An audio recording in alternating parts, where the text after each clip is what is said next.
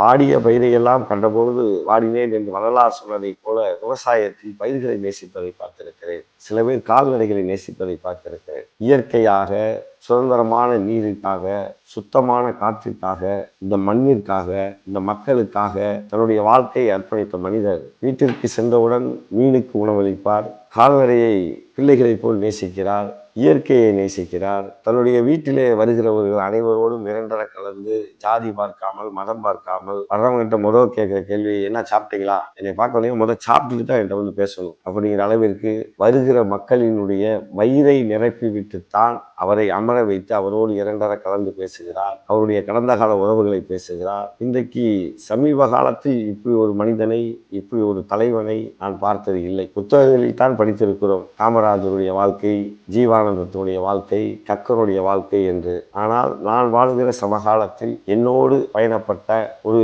நிகழ்வுகளை பார்த்த தலைவர்களுக்கு மத்தியில் உள்ளபடியே உள்ளபூர்வமாக ஒரு மனிதனை தலைவன் என்று ஏற்றுக்கொள்வது என்பது அவர்கள் நடந்து வருகிற வடிவத்தில் தான். அவர் நடந்த வடிவத்தில் இன்றைக்கு பார்க்கும் பொழுது, முன்னால் உள்ளவர்களை பற்றி சொல்லுகிற செய்திகளை பார்க்கும் பொழுது, வாழ்ந்த மனிதர்களுடைய வரலாறுகளை படித்து படித்து படித்து தன்னை செதுக்கி செதுக்கி செதுக்கி இன்னைக்கு ஒரு மகத்தான தலைவனாக இந்த மண்ணில் வளர்ந்து வருகிற ஜெகநாத் மிஸ்ரா என்ற ஒரு தலைவன் இந்த மண்ணிற்கான தலைவனாய் மாறினால் இந்த தமிழகம் நிச்சயமாக தலை நிமிரும். நமது மக்கள் முன்னேற்ற கழகம்